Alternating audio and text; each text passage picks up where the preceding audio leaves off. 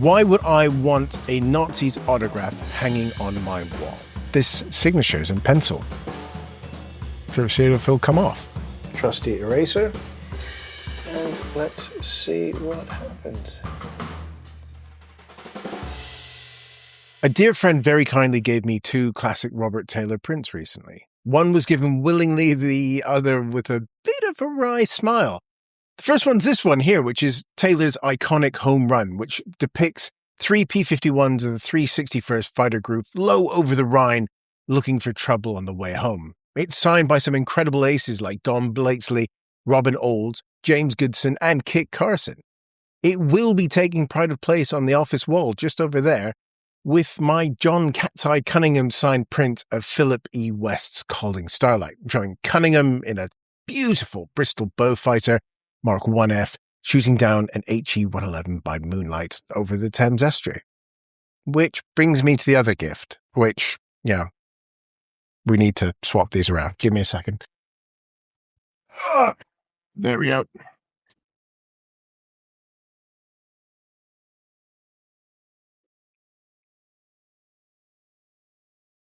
So this is another classic Taylor composition showing a pair of FW-190s of JG-300 on their leader Günther Rall's last combat sortie in April 1945. The painting is pure Taylor, showing 2 Doras about to roll in over a gaggle of Mustangs. Swan Song, which in itself is a rather on-the-nose title, has Taylor's unique sense of movement, speed, and purpose that has made his art so recognizable and sought after for all these years. Trouble with this one is in the bottom right-hand corner. Here. It's signed by Günther Rall himself. So I'm sure I'm not going to make many friends by asking this question, but why would I want a Nazi's autograph hanging on my wall? But Boney, I hear you shout. Rall was one of the good ones. His wife helped Jews to escape Germany, which is true. And he confronted Hitler. Not so much true. So in case you don't know, who was Günther Rall? Well, he was the 3rd highest scoring ace in aviation history, with 275 victories claimed, which is an incredible achievement for any fighter pilot. But the thing about Rall, for all the good chappiness he was held in post-war society and his work rebuilding the Luftwaffe in the 1950s, Rall was a pure product of the Nazi system. Born in 1918, 8 months before the end of the Great War, Rall spent his formative school years post-1933 within a Nazi system which shaped his and a generation's future. There's a very interesting interview with Rall by Jonathan Glancy, a writer I like and whose book on the history of the Schneider Trophy, Wings Over Water, is a lot of fun. But this 2004 interview, which can be found in the Guardian's culture section of all places, Glancy tells us about his visit with Rall. And in discussing this period in which his future wife Hertha and her family were getting some of their Jewish friends out of Germany, Rall said, "I was 20 years old then, naive politically, happy to see Hitler bringing the German peoples of Europe together again. We were no longer humiliated by the Treaty of Versailles. We were a new Holy Roman Empire." So it's through this lens of the middle 1930s that the teenage Rall joined the army in 1936 and then the Luftwaffe, getting his wings in around 1938.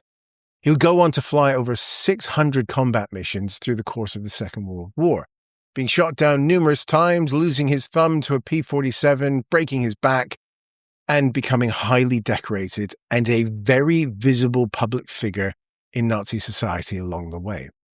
Glancy's article, though, contains one key aspect of Rall. He meets Rall at his, and I quote, onion-domed 17th century Bavarian hunting lodge. The hunting lodge here is a key tell for who Rall was. You see, Rall was part of the Luftwaffe hierarchy, for whom hunting was a vital aspect of their outlook and their code of honor. This was codified by Goering and was something that all senior members of the Luftwaffe, especially the likes of Adolf Galland, adhered to and to which played into a wider Nazi mythos around the power of the forest.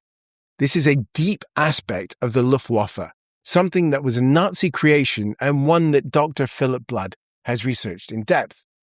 In his book Birds of Prey, Blood explains how the forest and the hunt became this central aspect of German nationalism, and how this was further codified and weaponized by Goering in his creation of the Luftwaffe. This developed to the point where later Luftwaffe men were fed through what were basically live-fire basic training programs in the forests of Poland, hunting Jews who had escaped to the forests along with others. I highly recommend Phil's book, and if you want a taster, I'll drop some links in the description to our podcast discussion of Birds of Prey from a few years back, which is long pod, but well worth your time. The clean Luftwaffe myth is one that persists today and is helped to stay alive by our focusing on the kit and, to a degree, the tactical level of the combat. Fighters dancing in the air like knights of old is a romantic scene, as this painting shows, and is why we do have so much art, films, and games built around combat in the skies. But by focusing on the micro, we lose sight of the macro, which is that the Luftwaffe's hands were drenched in the same blood as the rest of the Nazi war machine. By ignoring this fact, a generation of authors have made a living writing about the Luftwaffe while shying away from the more difficult aspects of their field and providing snarky reviews of those who dare to venture out of the safe spaces they've created for their work, which is why they've been noticeably missing from this channel. In my own research for my upcoming Osprey dual release, Hawker Typhoon versus German flak defenses, pre-orders open soon, I'll let you know all about that, I found Luftwaffe Flakkampfgruppe Keller, who were positioned at the mouth of the closing Falaise pocket. When they were attacked by the resistance, they proceeded to spend the next few days destroying the local villages and killing the inhabitants, whom they labelled as terrorists. Lieutenant Keller's report is very helpful because it logs the amount of ammunition they expended doing this, so that when they then engaged the Americans at the end of the 10 days of the Flakkampfgruppe's existence, they expended more ammunition killing civilians than they did trying to kill Americans.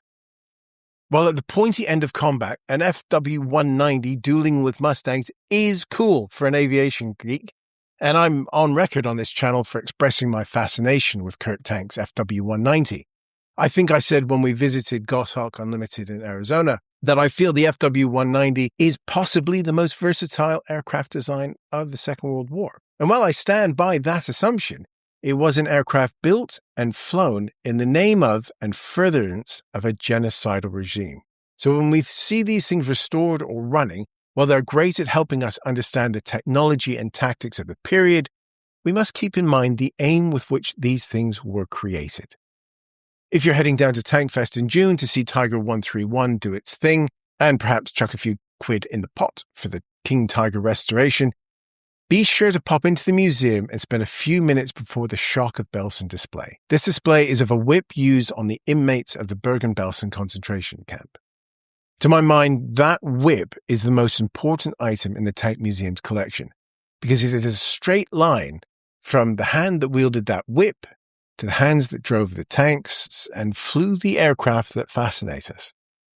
These tanks, planes, the kit and weapons highlight the fact that the dark does hold a fascination. It's not a coincidence that the Empire and Star Wars had the objectively cooler spacecraft and uniforms. Lucas himself based the Empire on the Nazis, and yet people are drawn to its aesthetic while hand-waving away some of the politics. All of the politics, really. And yes, okay, let's just get down to it. The TIE Advanced is cooler than an X-Wing, but the person in the cockpit of the TIE is trying to kill the heroes of our story. So why would we want to celebrate that? Vader may save Luke, but his act of killing the Emperor does not clear his ledger of the decades of horrors he committed, even if his son believes that to be so. The Luftwaffe's survivors post-war, as with countless others from the other arms of the Nazi war machine, found themselves in an interesting position. For the victors, the enemy of their new enemy was perceived to have infights into fighting the new foe. As such, many were able to bathe themselves in personal sheen and step away from the reality of their war and position themselves, as Glancy's interview with Rall was rather knowingly entitled, as Hitler's decent warrior or warriors. Just in case I haven't been clear here, there is nothing decent about fighting for Hitler or his ideals that somehow persist today. And I'm speaking all of this as the grandson of one of his soldiers. In the comments to Rall's obituary in The Telegraph, Dr. Richard P. Hallion, author of Strike from the Sky, The History of Battlefield Air Attack, among many other good books, makes the point that Rall was responsible for the deaths of dozens, if not maybe hundreds, of Allied airmen. And while I can foresee the whataboutery that's going to happen in the comments about the vast majority of Rall's victories being over Soviets, they, for all the horrors inflicted by Stalin, were fighting to end Nazi dreams. They were allies.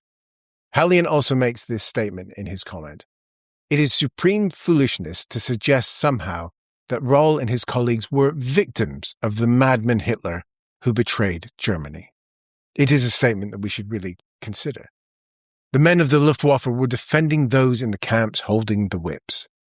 Why would we want to celebrate those defending the Reich? Rall was a willing participant, and even though he may very well have been a thoroughly nice chap to have a beer with decades later, having a picture signed by him defending the death throes of the most evil regime in human history, it's not something I care for very much, thanks. So even though this print and this signature are worth a fair amount of money, it's not going to be going on the wall.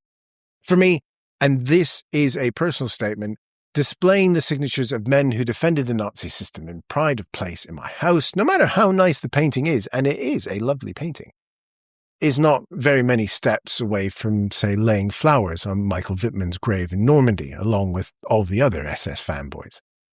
So what am I going to do with the damn thing? It's certainly not going on the wall, and I think I've said that enough so far. But if we have a little look at this for just a second, let's zoom in, shall we? If we get close, I think, there we go, this signature's in pencil. Should see if it'll come off. Okay, so we've come downstairs where there's a little bit more room and light. So we have our picture.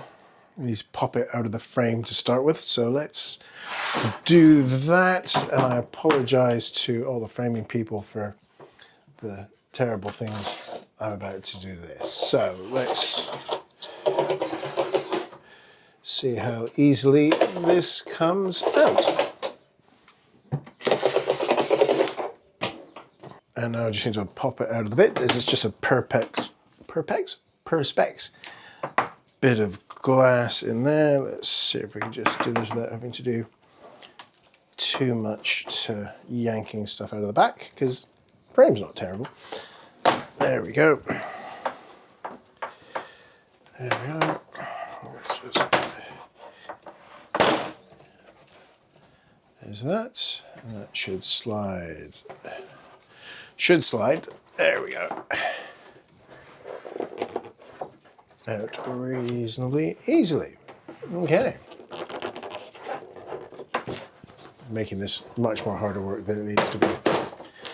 There we are.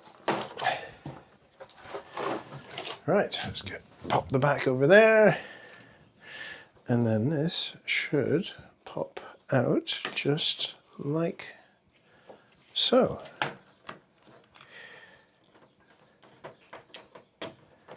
Da-da-da.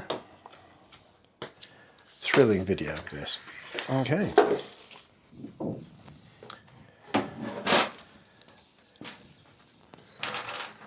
So, there we have it. So, print is all out. There's the signature. And let's see, as we grab the tools that we have. Let's zoom in a bit.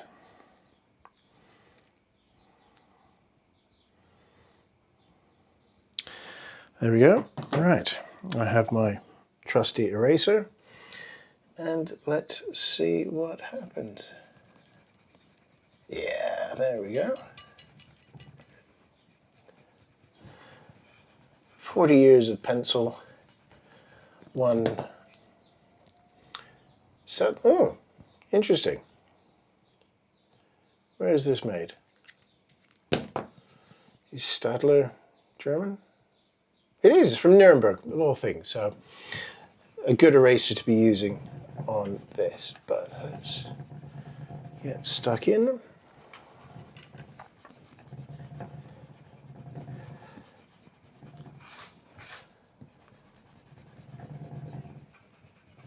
fruit rattling in the bowl, just to give us some background noise. Okay. Yeah. Well, there you have it.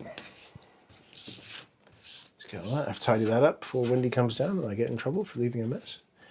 But, not so bad. Let's see if we can... There we go. Put that back up there.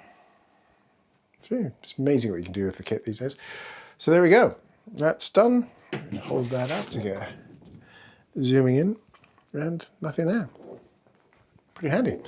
So, into the tube that goes. Let's head back upstairs. So now that that's done, I suppose I'm just going to pop it in the tube along with its certificate of authenticity. And I suppose when summer actually arrives here in Sussex, I need to light the fire in the front room. There's some firelighters ready to get it going. Maybe a bit extreme, but it's just how I feel. Regardless of that, though, I am going to be making a donation to the Foundation of Hamburg Memorials and Learning Centres, because while the painting is worth some money, I don't feel that selling it is the right thing to do. So the Foundation of Hamburg Memorials and Learning Centres do great work in ensuring the stories of the victims of the Nazis in Hamburg and its regions is not forgotten. They care for the Neuengamme concentration camp memorial, where, if you've watched my previous video on the sinking of the SS Cap Arcona and Tailbeck, the prisoners interned on those ships that were sunk by 2nd Tactical Air Force Typhoons hours before the end of the war in Europe, well, they'd been shipped from Neuengamme. This has been a very personal video for me, and I know it will elicit a response from many. Comments are on if you want to disagree with me. Feel free, that's completely your want. But I feel, for me, as someone who studies the period, I cannot have the signature of someone who, despite their remarkable aerial record, defended values of some of the worst people in history hanging on my wall. So, that's that. Thanks for watching, everyone. Bye-bye.